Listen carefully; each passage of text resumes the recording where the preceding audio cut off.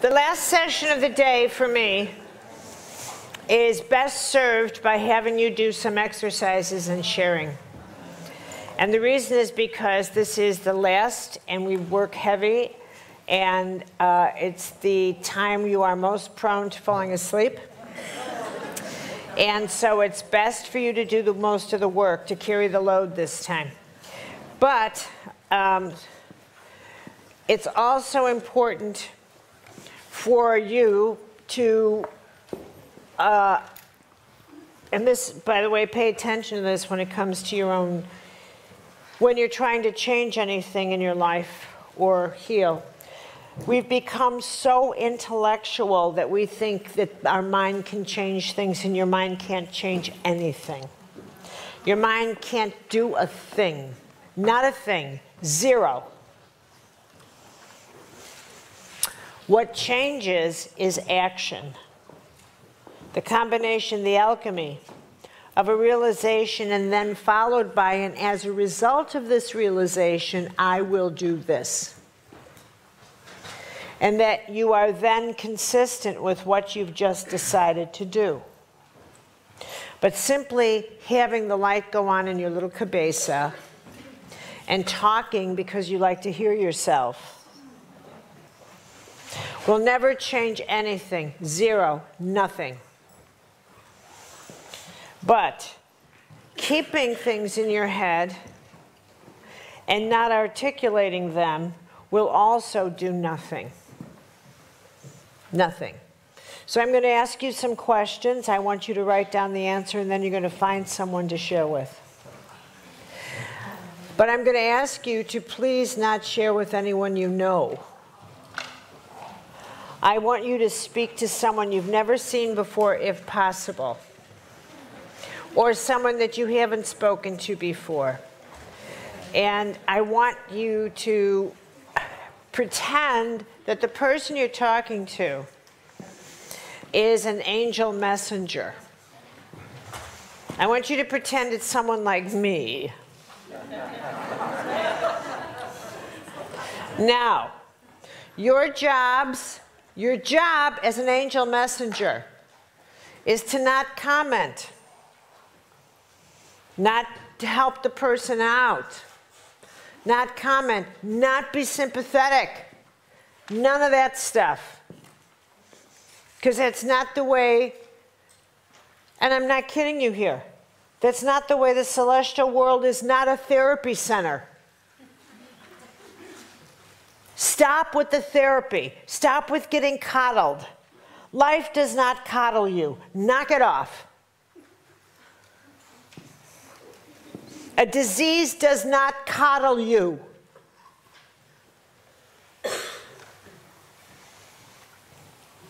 Now, the way you handle it is, this is what I experience. You're building a titanium backbone, not a wishbone. And the object is to structure a sense of integrity with yourself. Integrity. My experience is that most people fear the light. They've grown so accustomed to life in the shadow that the idea of going anywhere near a mystical experience, anywhere near God, what they're really frightened of is that they would have to live in the light. And it's terrifying. They prefer life in the dark, some shade of the dark. Yes or no? Yes. Bingo. And you have to own, and let me tell you something, life in the dark can't heal a serious illness. So let's connect a dot here. And if you recognize I live in the dark, don't you ever project that on another person. Pull in your fangs. Pull in your fangs.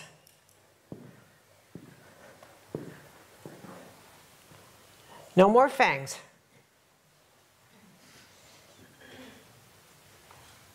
What the spiritual path is about is turning on the light and turning off the dark. And recognizing, I am so tempted by the dark. Lead me not into temptation. Don't let me go there. And it's everywhere. It is everywhere. There's never a moment, never a day, never a second when we are not so close to it. Even down to, in the most ordinary conversation, how easy it is to take power from somebody. How easy it is to say an unkind thing. How easy it is to not look at someone and realize all they're asking for is a kind word. And how often have you withheld that? How often has it been so hard to just say to someone, you look gorgeous today. Lie if you have to. That's what you call a Fibonacci. It's a kind lie. It's an okay thing to do. You know, give them that enforcement. Or to keep your mouth shut when you know what's about to come out of my mouth serves nothing at all.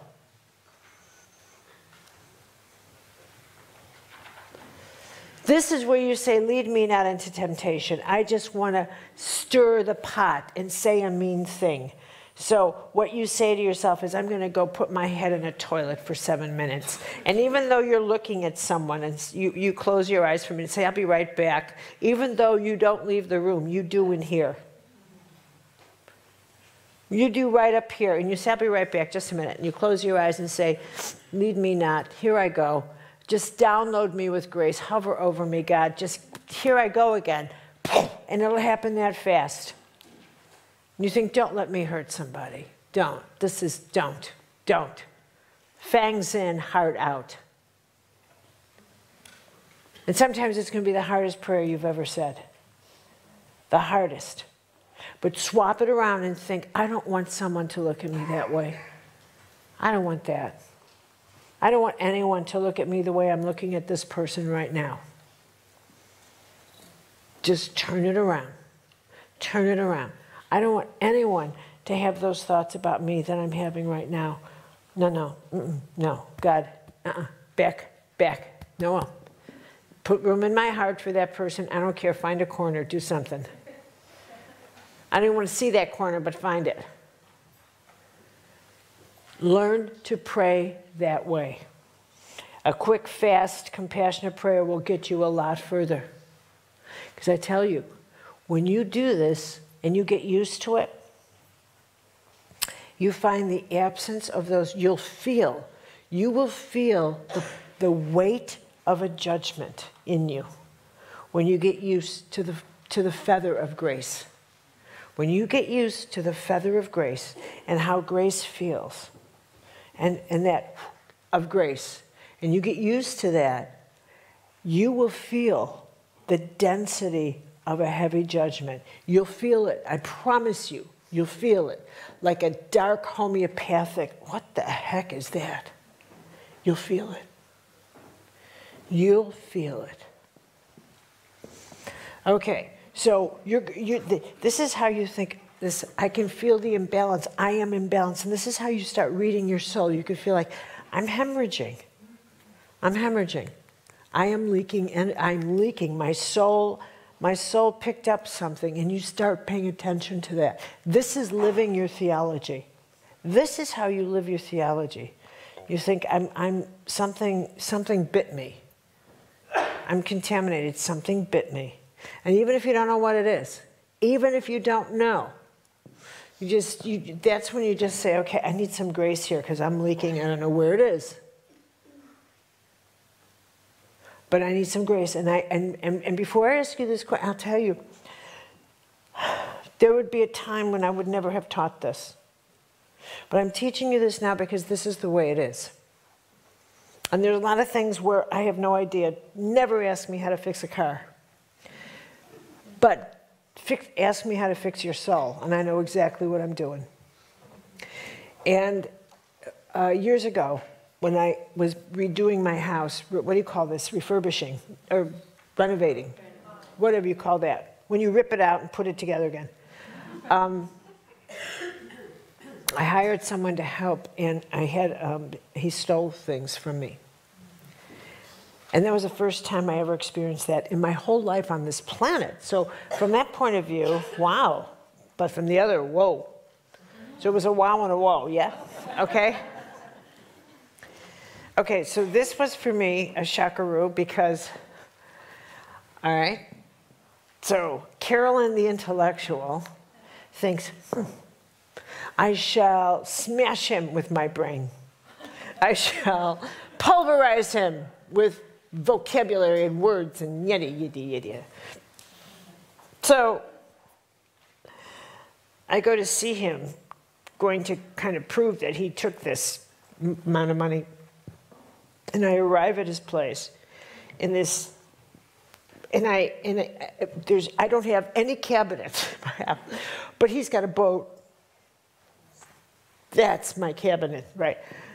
So I said what I did. And here's this guy, he's 6'6", and he's looking down at me with a George Bush smirk on his face.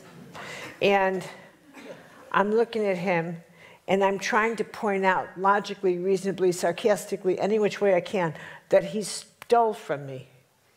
And he's like, what am I going to do about it?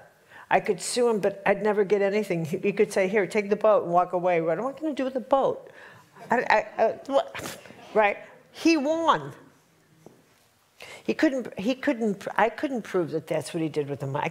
Nothing. You understand? It was, so I was so infuriated, and I had to go see him one more time. I would lay in bed thinking, how could that happen to me?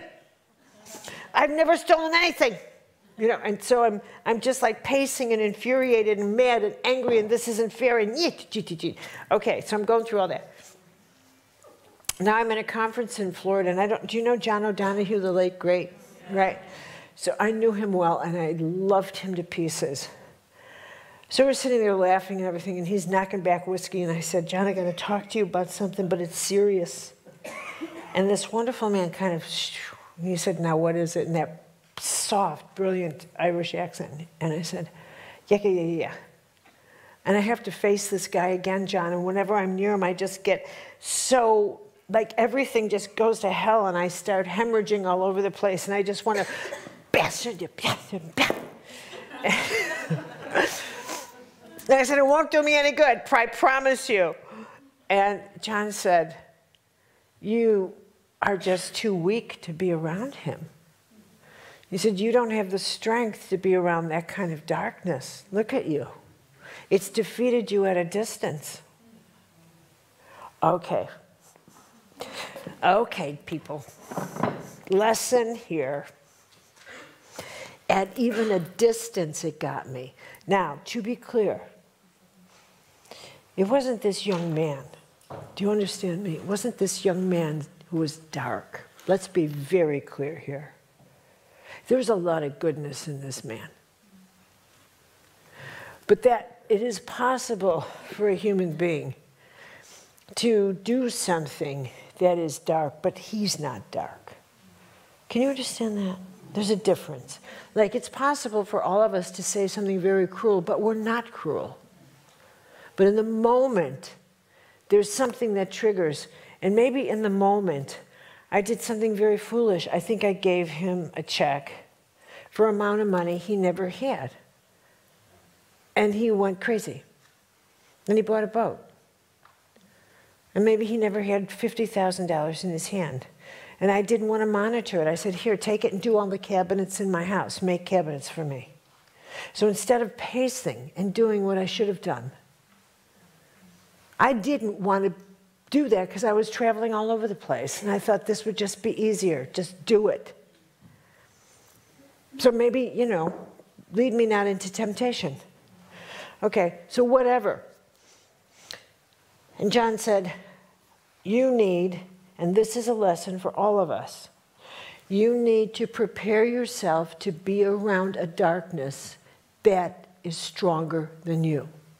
Now, you could say there's no such thing as darkness. You are mistaken. You are very mistaken. So whether or not that darkness manifests as a bottle of alcohol for an alcoholic, as gambling for a gambler, as a knife for a killer, whatever,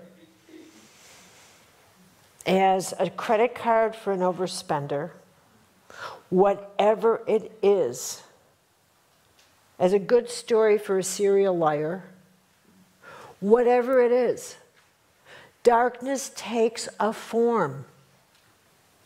And the form always comes through your vulnerability. It always comes through. I knew someone for quite some time, very, very well, who was a compulsive liar in such a way, in such a flamboyant. My friend Penny knows her. Penny and I knew her very well. And this woman would tell such extraordinary lies. They were so extraordinary that you believed them. You know, they were so extraordinary that you thought this had to be true. And when she told them, she was so adept at it that she told them the same way. So she never changed it, so you thought they had to be true. They were so outrageous that you thought they had to be true. I mean, the only thing she didn't say was that she arrived with a spaceship escort, you know. But and Penny and I, we are two of the brightest people I know, and neither of us sat there and said, "Are we crazy?" But this woman, and it turned out she was a serial liar. And she finally told me that in a rare moment of clarity, that she made it all up. All right, so when she felt that moment, like here's a good time for a story, she would interject a drama because she needed to steal the moment. I need this moment. I need the stage. The moment would convert in her mind archetypally to a stage. And instead of speaking, she would have to perform. Do you see what would happen to her? She would become a performer. And out would come this story, and you would shift from a bunch of friends in a room to an audience.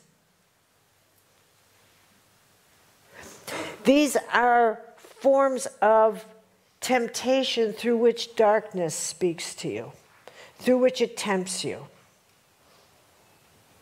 And all of us have some relationship with darkness. For some, it's a temper. For some people, it's the way in which they use their wounds to pass on their wound to hurt others. And they do it deliberately. They do it deliberately. They remain wounded. They stay wounded. The wound is deliberate.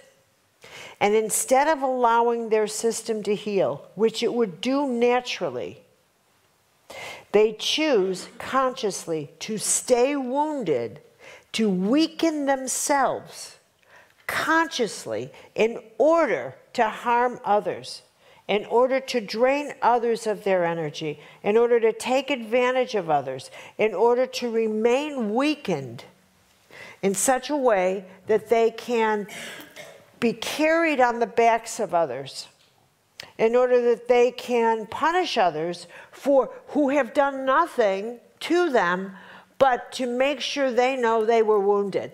You don't understand my childhood. You don't understand what I've been through. Well, of course not. I wasn't there. But you're still responsible for my wounds.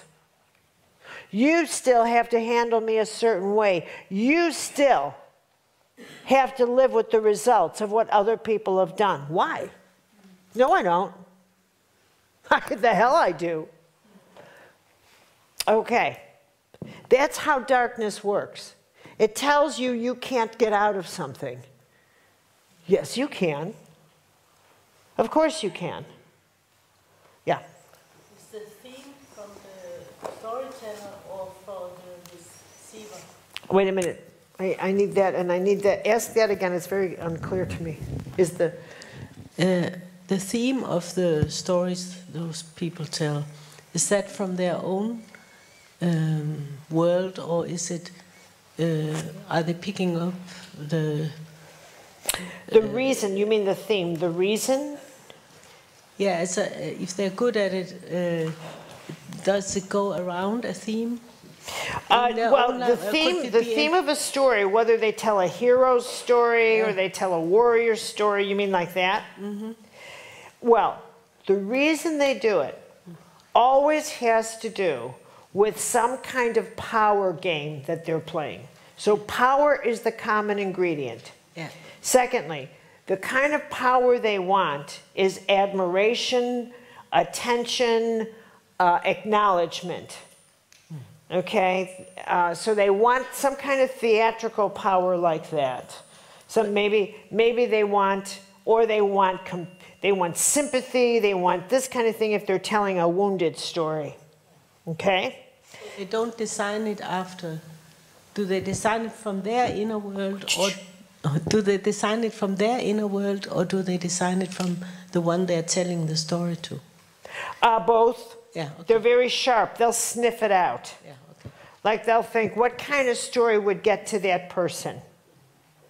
Like nobody in their right mind would tell me a wounded story. Nobody. Nobody. In their right mind would tell me, because I wouldn't tell you a wounded story. Do you think I'm going to tell you a wounded story? Do you think I would take advantage of you that way? No, I would not tell you a wounded story. Okay? It's not going to go there. Okay?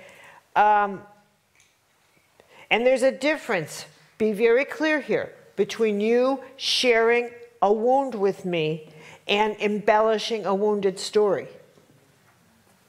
I'll always listen to the wound, but I will not let you embellish a wounded story. There's a difference, so let's be real clear here.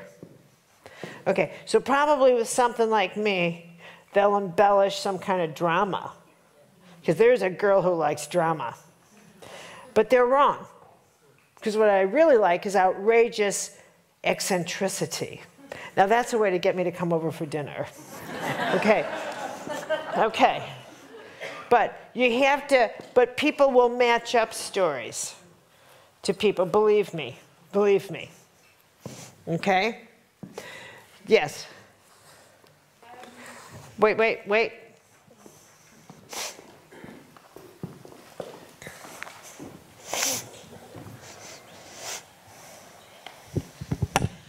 You've spoken about the universal law and laws, and we have to live with societal laws. So that's just civil. That's civil law. That's you know, like run your car a certain way, pay your bills. I mean, don't make a big deal out of it. But I mean, in terms of legality, so I'm talking from a personal perspective. When you've met someone with great darkness, but you've seen the shard of light in them, what are your feelings in terms of if they have acted unlawfully and you have gone through the process of the law? Very good. Perfect. And left the law to decide their fate. It has come at a great price, but having found information out which puts it into context that you found out this has happened many times before. Are you talking personally? Yes. There's a personal thing to this.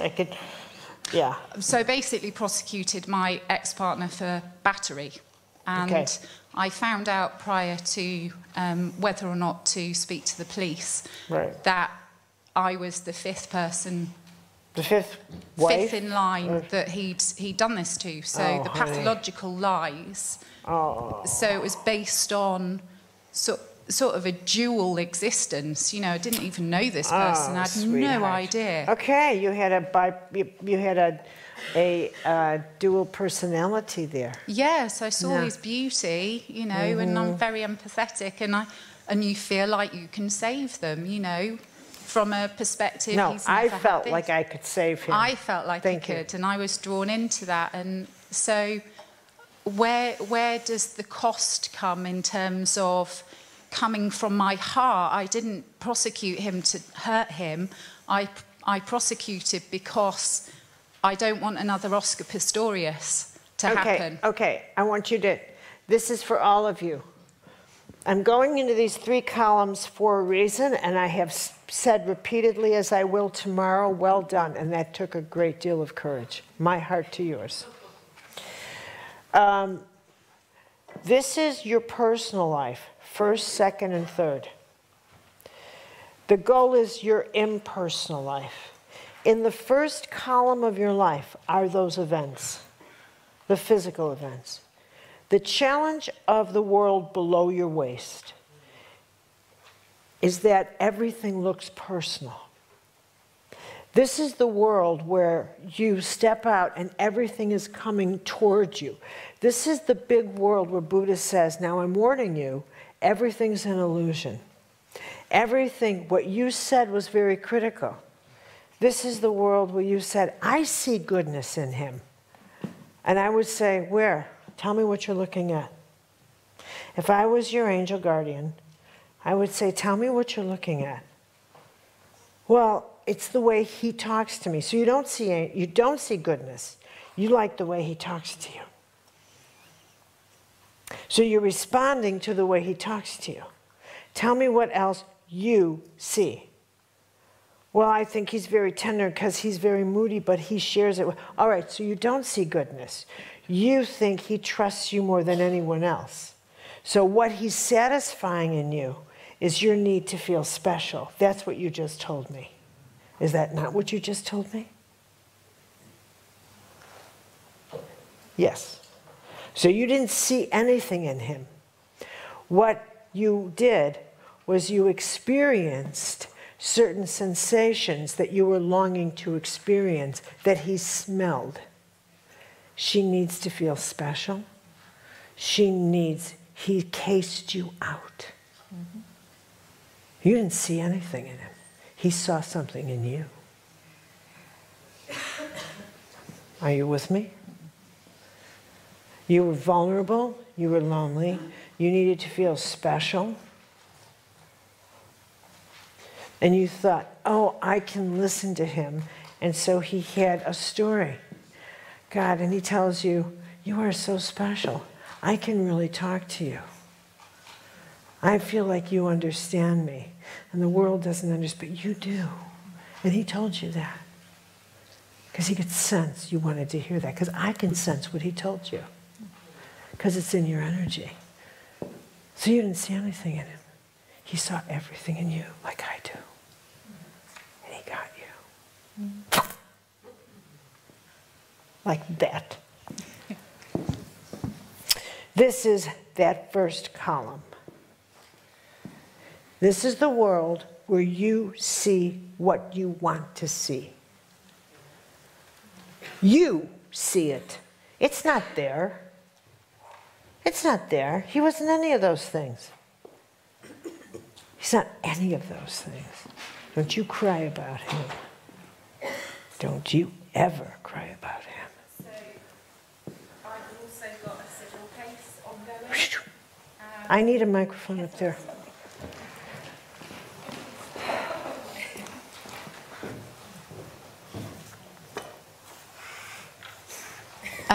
So the criminal case was concluded last June, mm-hmm.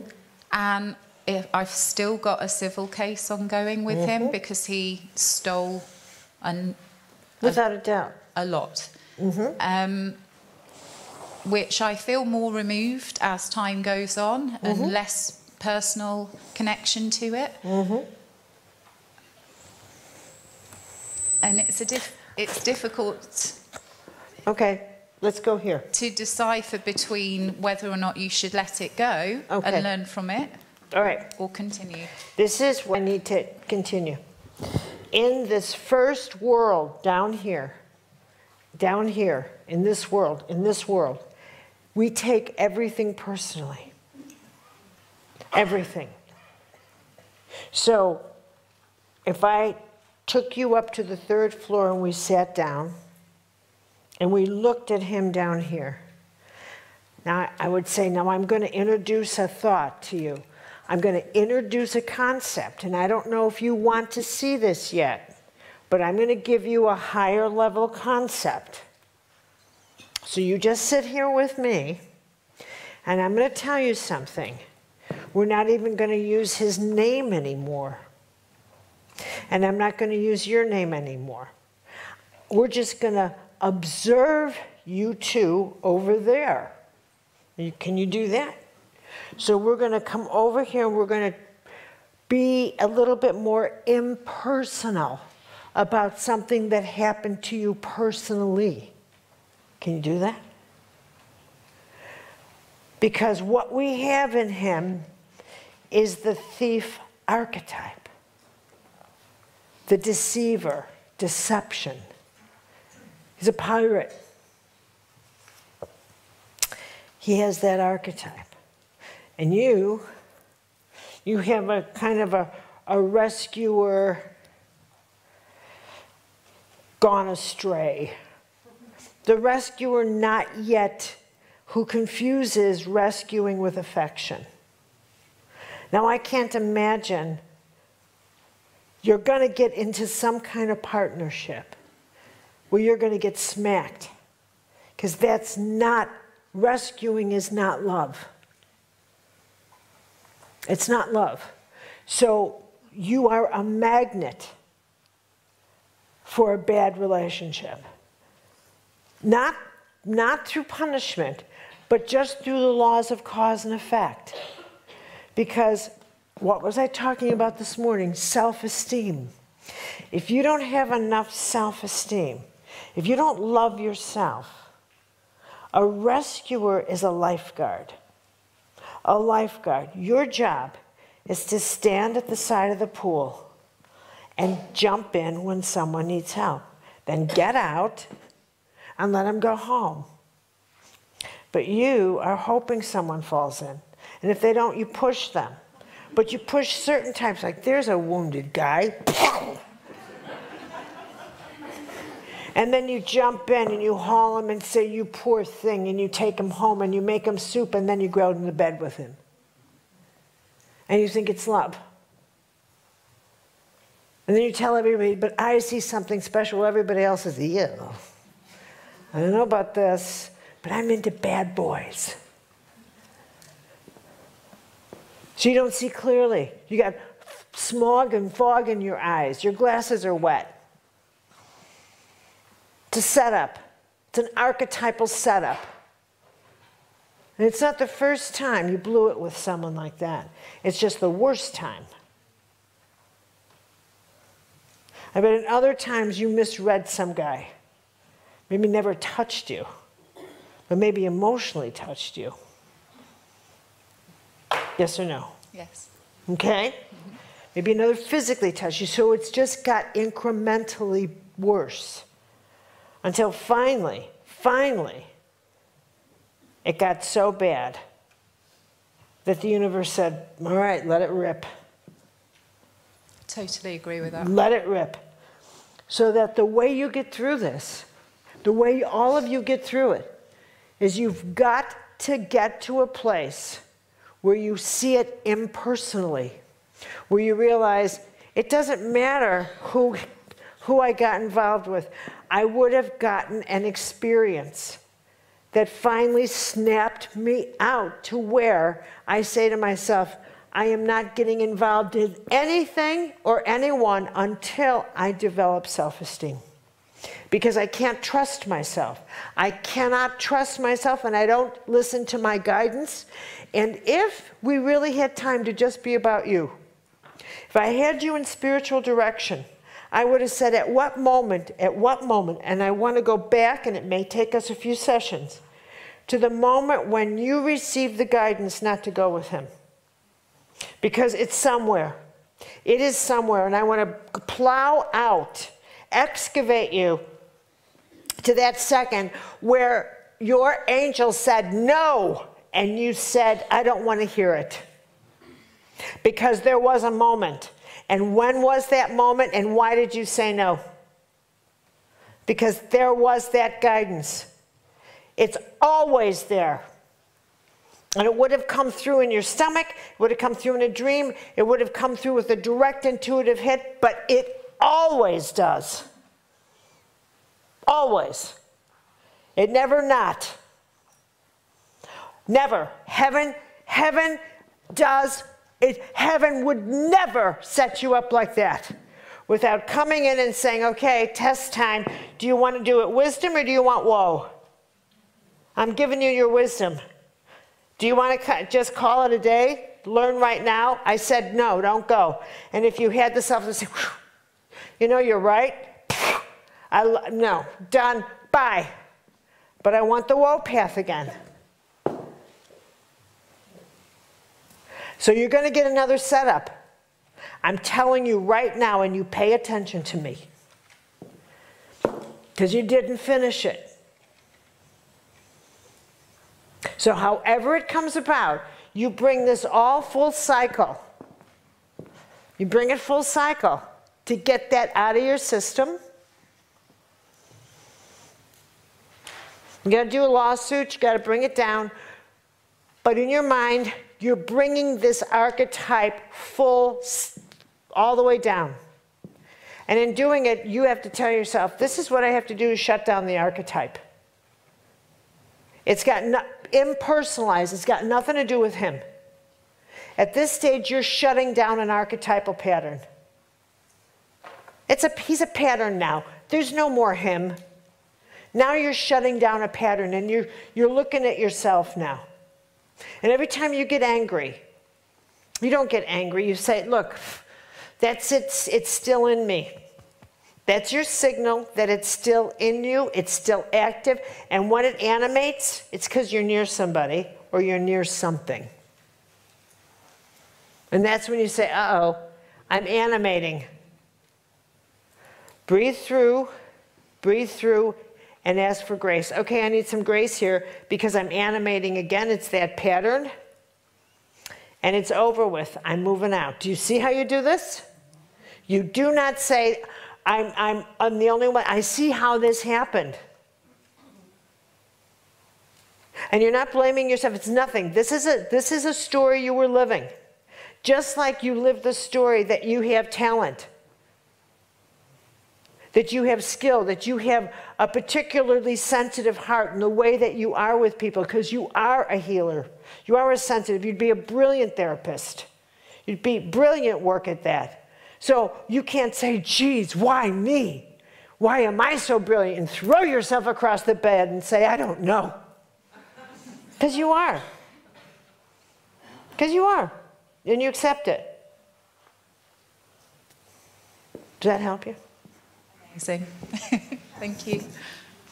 Hey, I've got an exercise for you, so don't throw me off track. No. Take out your pen and pencil.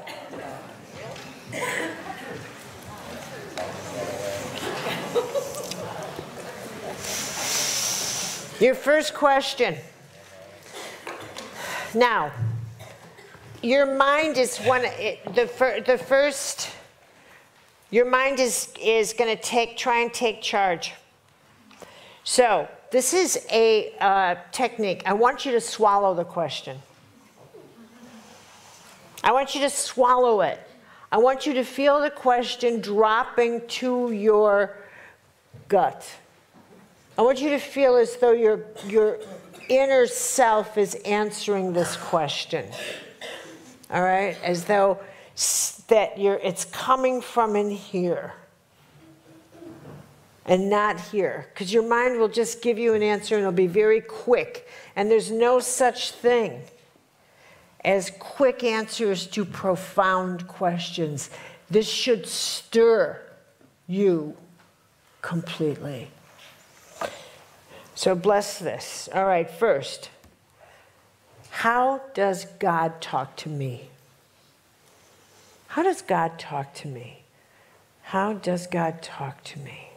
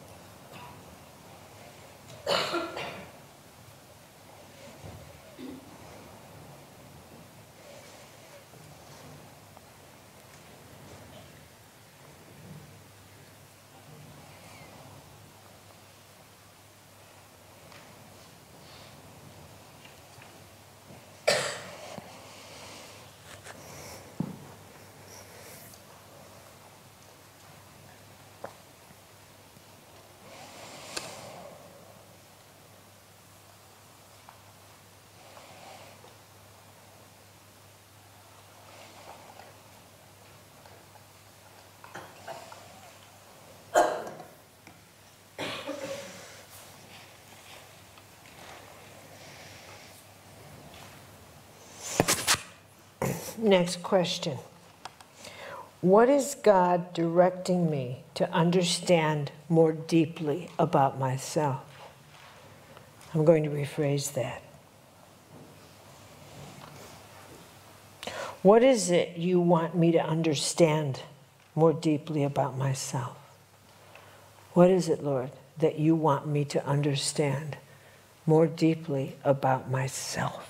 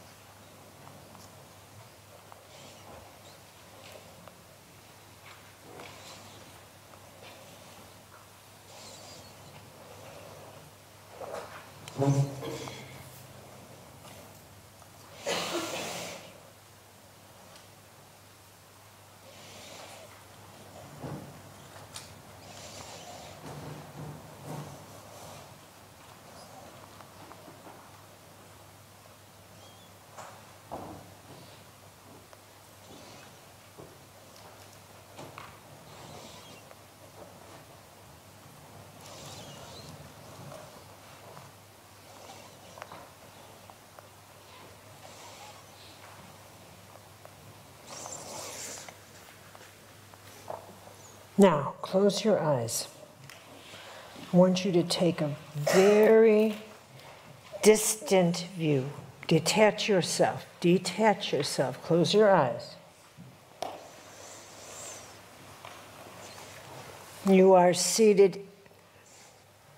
You are seated in the woods. And you look up.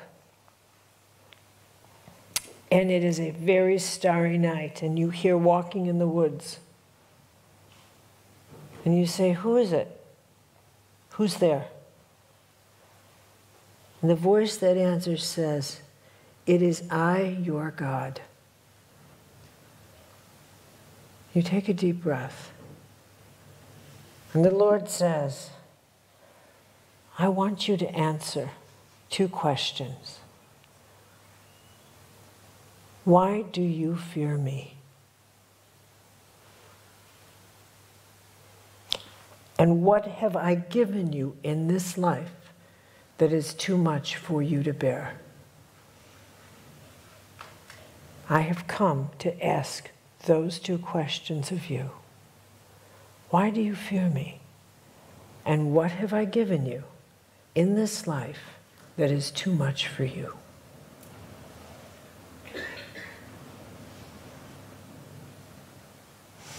Now, open your eyes and answer those questions with this awareness that heaven is truly listening.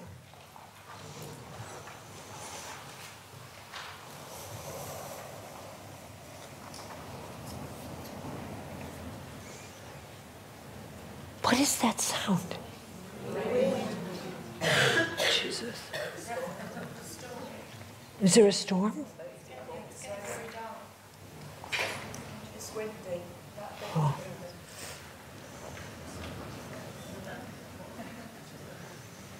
Ooh. Scared. Repeat the second question, please. What have I given you in this life that is too difficult for you to bear?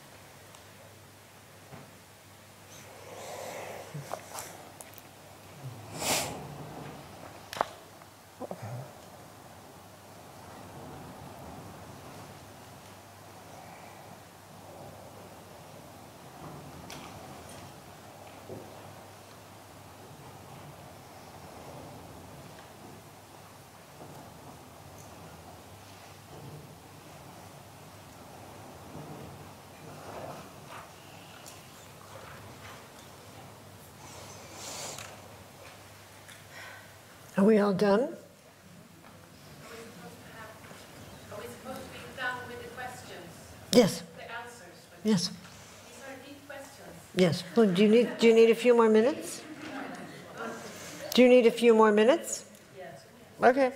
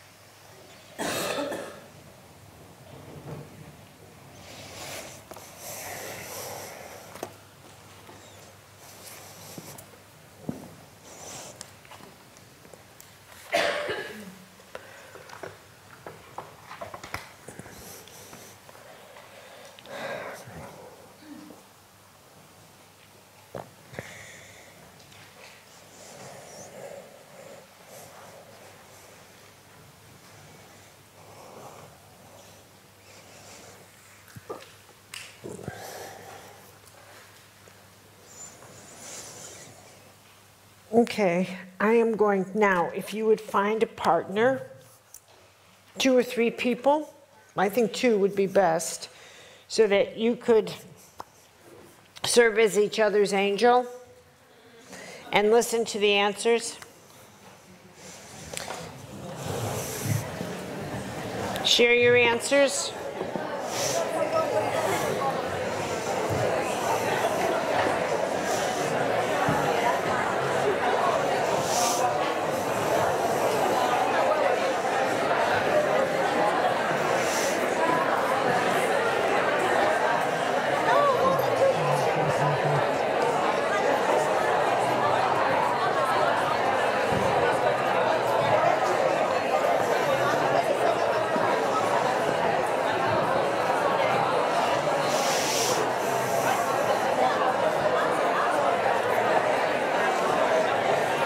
Who doesn't have a partner? Who's partnerless? Who's partnerless? Do I have partnerless? Are you partnerless? What other partnerless? There you go.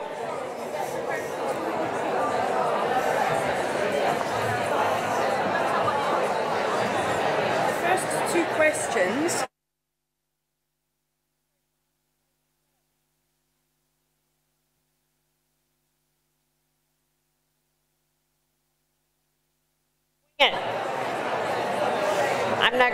I'm not.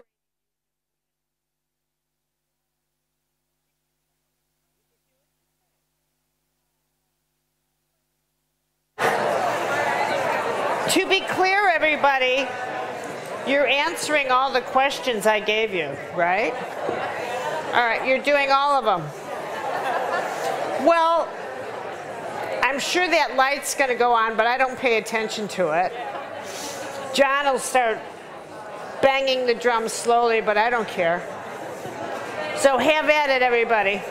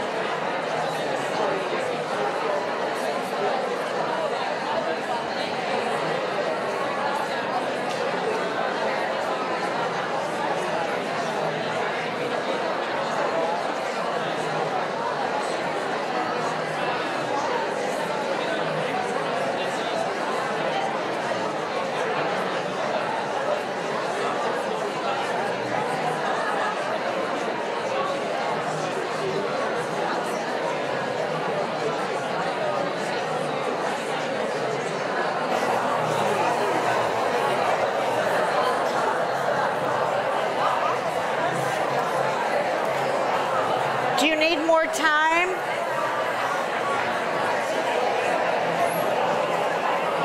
You need more time? No. Come on back, everybody.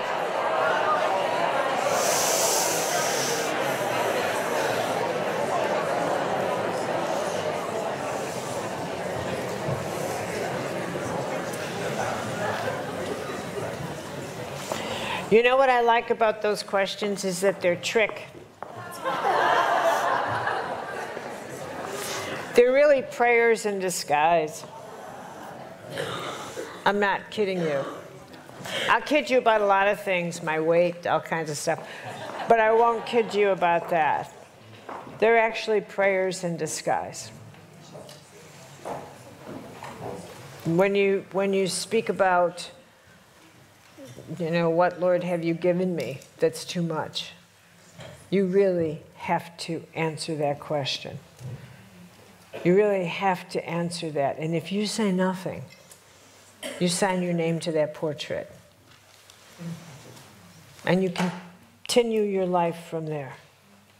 And you remember you answered that. And then you look at your whole life and you say, nothing's too much to bear. Okay, I'll take it from here.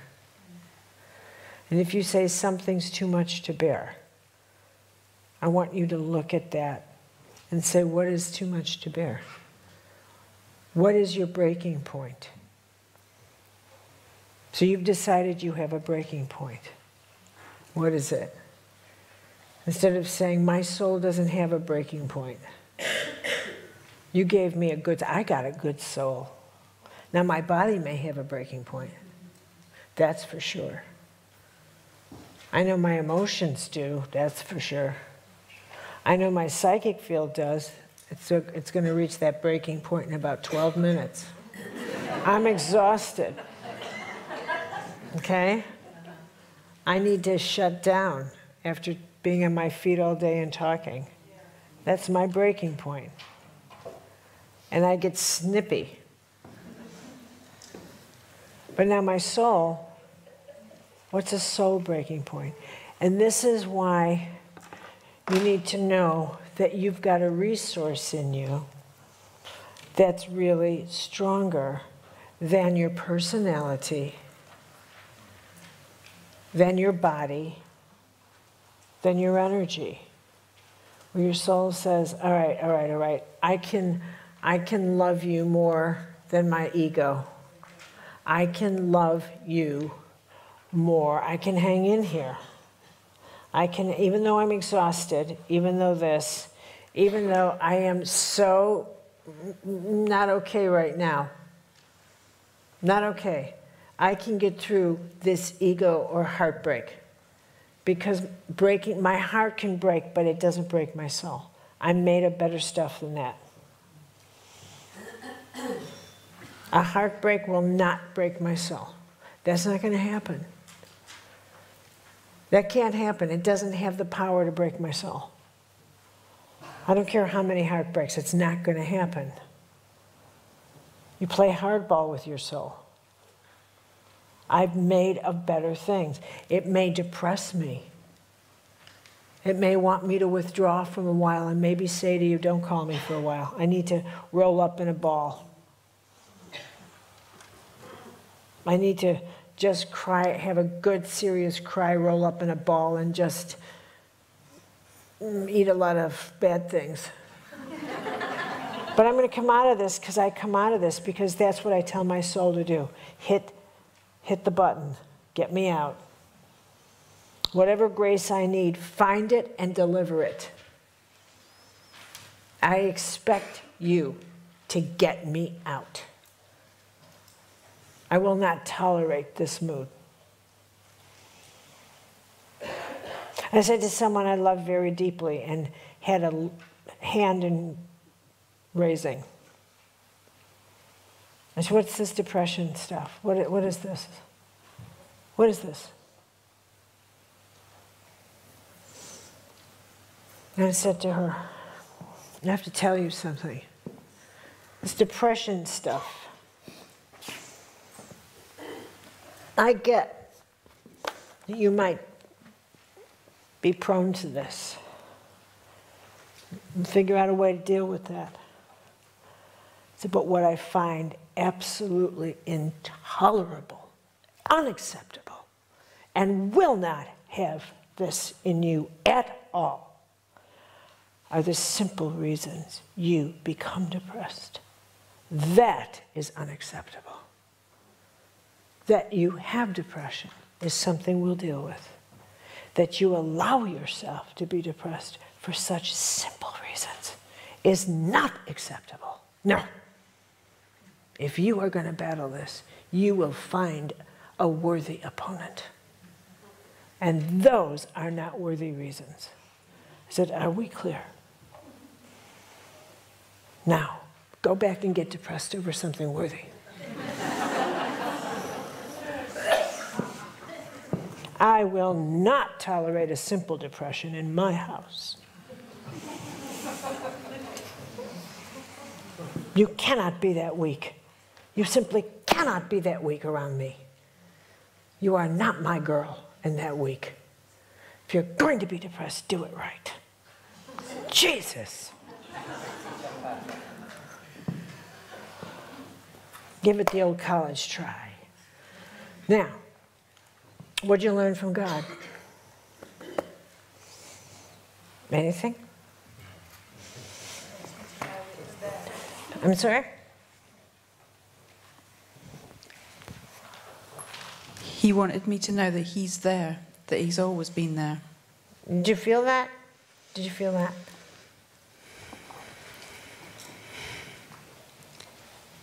Yeah. Yeah. How does God talk to you? Do you have a sense of communication with a non-physical being? So your prayer tonight should be, talk to me. I mean, talk to me. Do whatever you have to do. Rattle the bed. Let the curtains drop, but talk to me. Scare yourselves. Pray like you're crazy. For God's sake, let heaven show off. Pray like you're crazy. That should be the name of my prayer book. I'm writing a prayer book. Pray like you're crazy. I mean it. Let heaven show off. Don't be conservative when it comes to that. I think we're tired after a long day. Do you have any other questions before yes. Wait. Sylvia's got a mic. Why does God talk to me through paradox? Because that's heaven's favorite language. It actually is. It's heaven's favorite language, so don't feel special. No. Heaven talks to... I feel puzzled. Heaven talks to... As a matter of fact, if you remember my write-up, I have the language of paradox as one of the subjects I was going to address. That's fine. The language of paradox is the way heaven talks. What looks big is really small. What looks small is really big. What looks safe is really the most risky path. What looks risky is really the most guided path.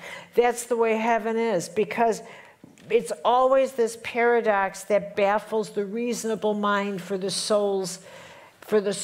It's always testing the way that we think that the soul is this safe route. I mean, the mind is this safe route that life is always this choice between our belief that we can control something and learning that we can't.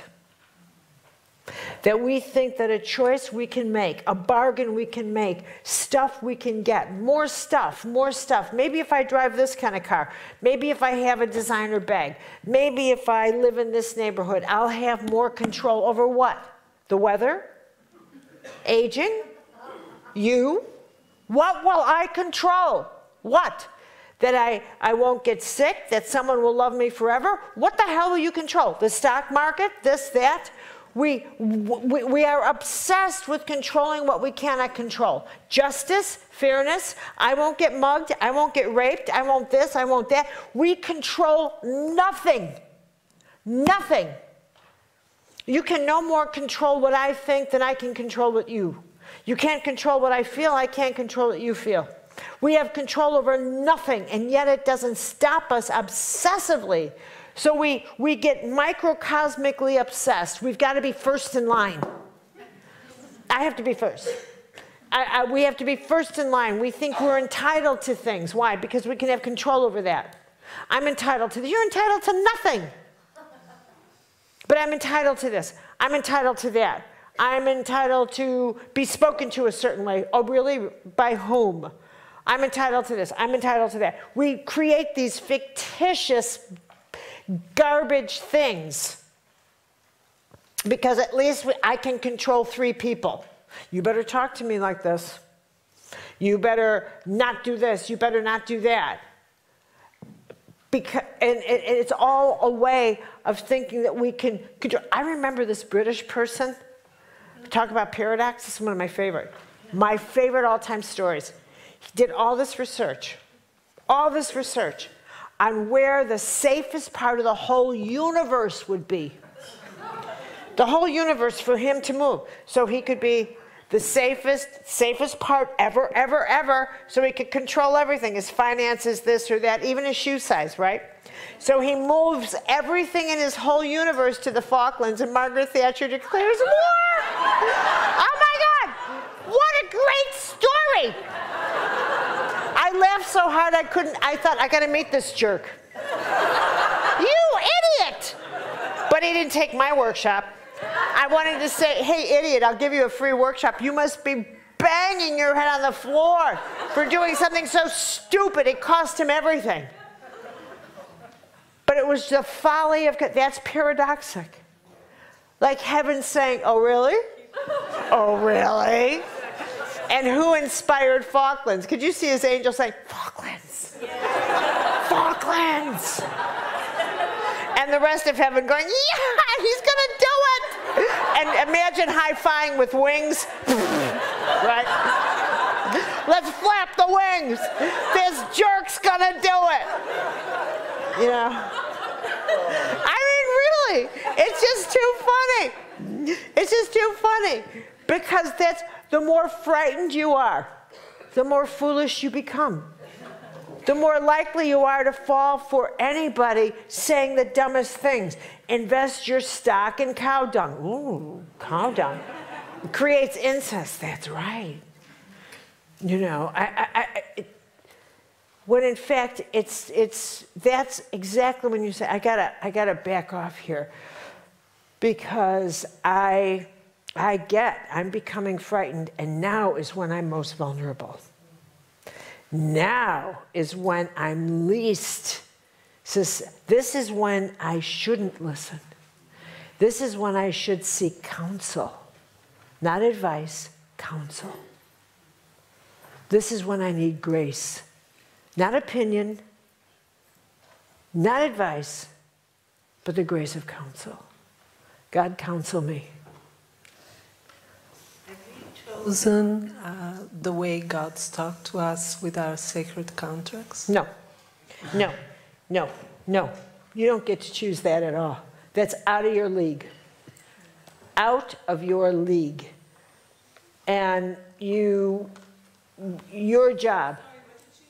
Do you get to choose the way God talks to you? Oh, that is so out of your league. It's out of my league too. The only thing we get to do is say yes. And to become more and more able to actually respond. It's not about hearing it, because if I use the word hear, you're always going to think it's going to come through your ears.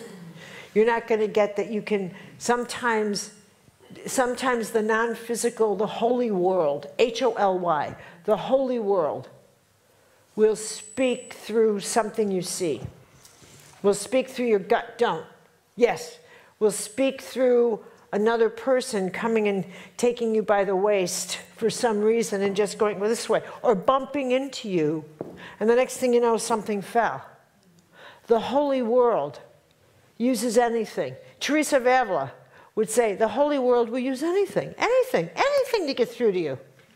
Anything. Which is why you have to live in the truth that God is everywhere and nowhere. I can't see a thing, so I may as well assume it's everywhere. And when you get that, when you actually get this mystical truth, and it's such a wild mystical truth that, I mean, one day I was sitting in my porch and I'm looking at nature, and it's hard to communicate a mystical truth. It's like trying to tell a woman who's become a mother, who's finally become a mother, who finally has an actual child in her arms. And here's another one who's reading a book about how to become a mother, and tells the woman who is a mother, I know all about loving a baby. I read about it. And here's the one who's holding her baby and says, really? Really? Is that how it is? It says right here in this paragraph that this is how you love a child. And here's the woman with 6 babies all over her. Really? Is that how you love a child? And then she says, how can you stay up all night with that kid? Because she has a fever. Well, I couldn't do it. Really? Really? And you, the mothers, say, because you do. Because it's not an option. Because that's, and the motor in you just kicks into overdrive. You don't have a motor. You have a mom's motor. Now, for someone who doesn't have a mom's motor, explaining a mom's motor is, well, you just do. Well, you don't get that. Well, you are tired, but not really quite that tired. And somehow or other, you have a type of adrenaline in your mom's motor that, well, you didn't have it before you were a mom, but somehow it does have, then you have this adrenaline and at . But if you weren't a mom, you didn't know you had that adrenaline. That's what it's like to have a mystical experience. Before, you read about God, and then you knew about God. Then the love you have, or the sensation, is visceral. You can smell it. You can taste it. You see it everywhere. You see it everywhere. You feel it. You see it. And when I was in nature and I looked at the trees and I looked at the order of nature, how I just trusted that my garden would bloom in the spring. I just trusted it. And that trust to me was God. That order, knowing that. Of course it was always there, but in that moment it was like a mystical understanding that even if God didn't want to, God is bound by the laws that are in order.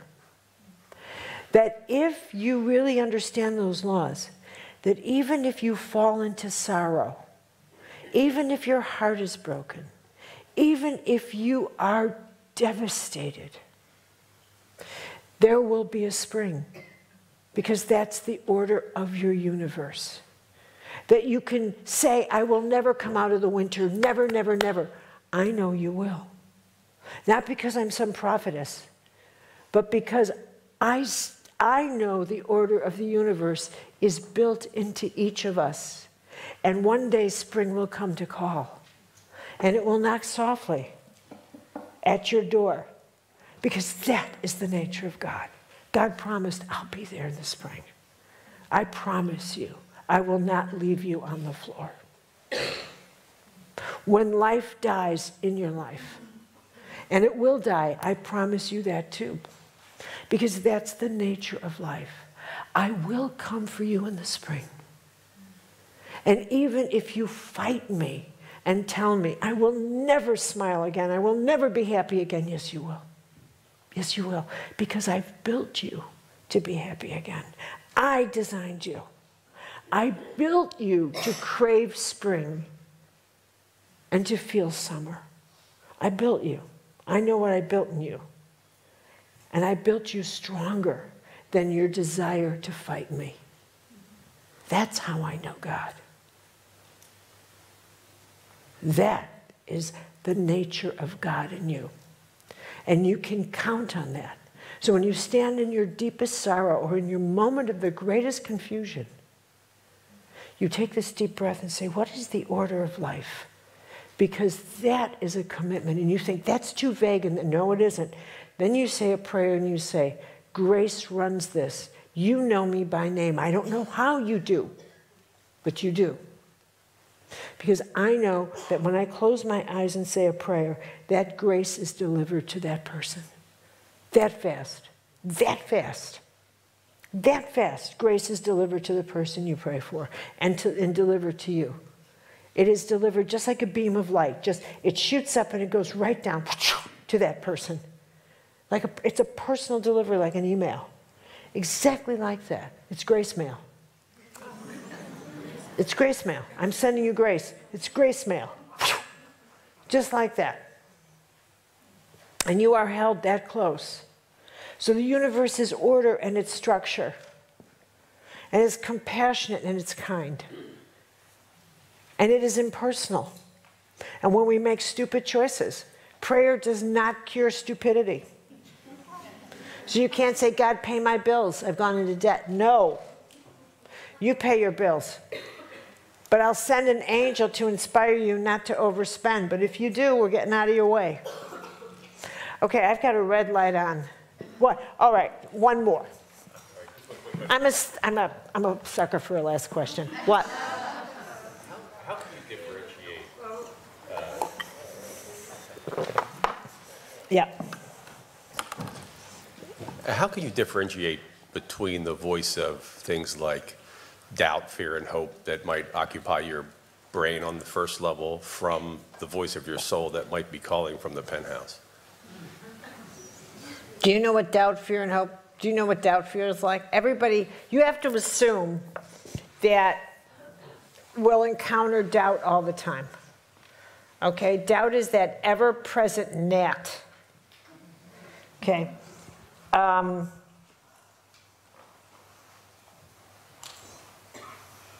But the way heaven works is when you give into fear, you feel awful.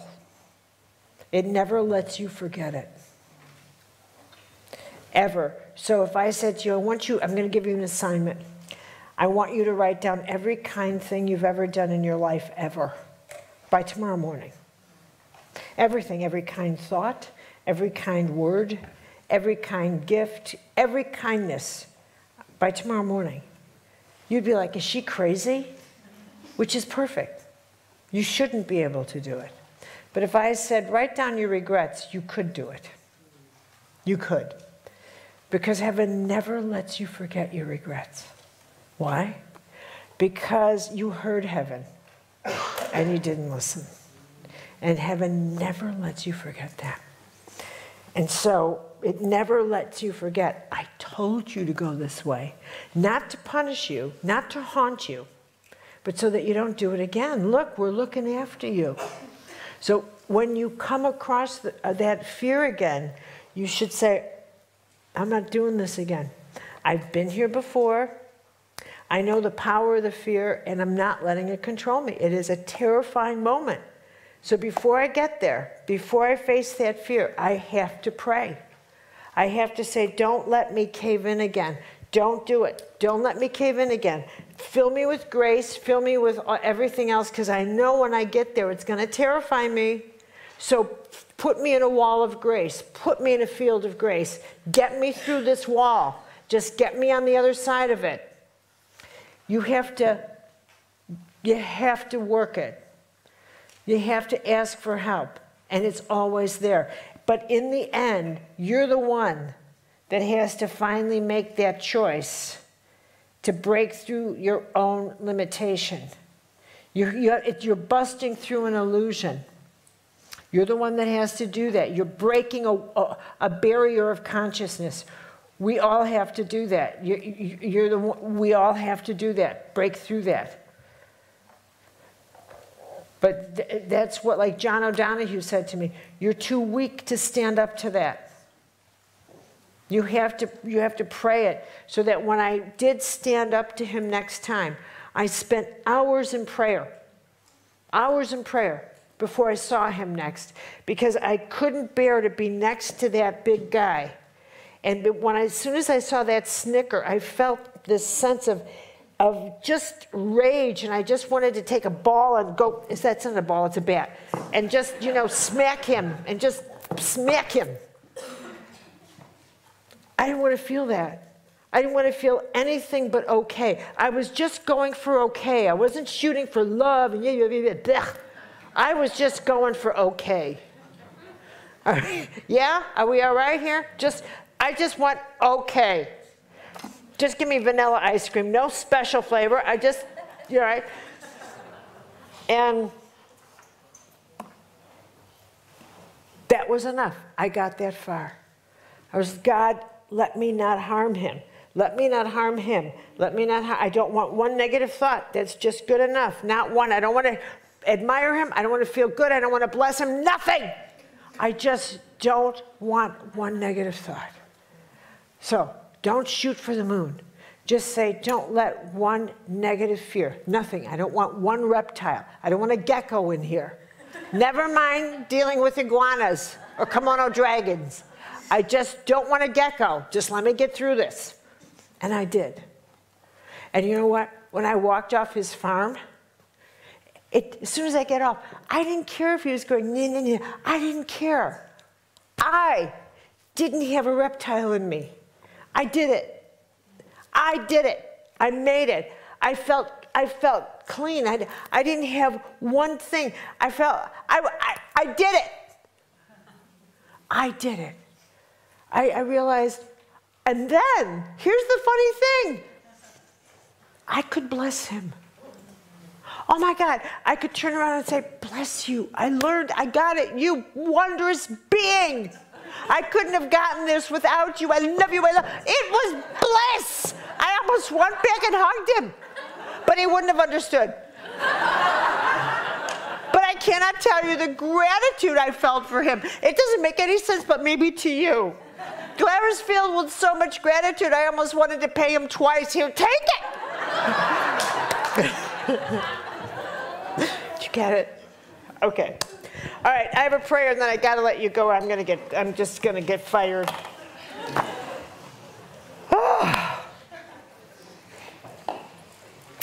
Okay. Close your eyes. Close your eyes, but don't you dare get comfortable. Ready? How will you come to me, Lord? How will I know you? How will I recognize you? I know you will come for me. You will slip into my being, perhaps in the middle of the night while I sleep. Maybe you will come for me when I'm not looking for you, when I'm distracted, staring into an oncoming storm, fearing my immortality. Or maybe you will come to me in the midst of a lie that pours out of my mouth effortlessly. You will let me know you are listening as I listen to myself say something that is not true as easily as if I were giving the time of day. I tell myself that my lies are insignificant, that they don't matter. How do I know what matters? What is significant? What if I'm being tested, observed? Do you know I put my consciousness and my conscience to sleep years ago? Maybe that's how you will come to me. You will awaken my conscience like a sleeping dragon one day when I'm weakened by disease or fear or loneliness. And I will be forced to face the truth that I fear you. I fear truth. You are truth itself, and I fear that power rumble like an earthquake through my being each time my eyes look into the eyes of another human being. One word of truth exchanged through the eyes of another is enough to bond two human beings for eternity. The bond of sacred union. No wonder we fear truth. No wonder we fear you. So how will you come to me, Lord? You will come through truth. You will make me need you, and I will come searching. You will make me shed my skin, my illusions, my weaknesses, like boils ready to burst on my burning flesh. And then, when I'm broken, too weak to deceive even myself, there you will be, already resurrecting my soul. Amen.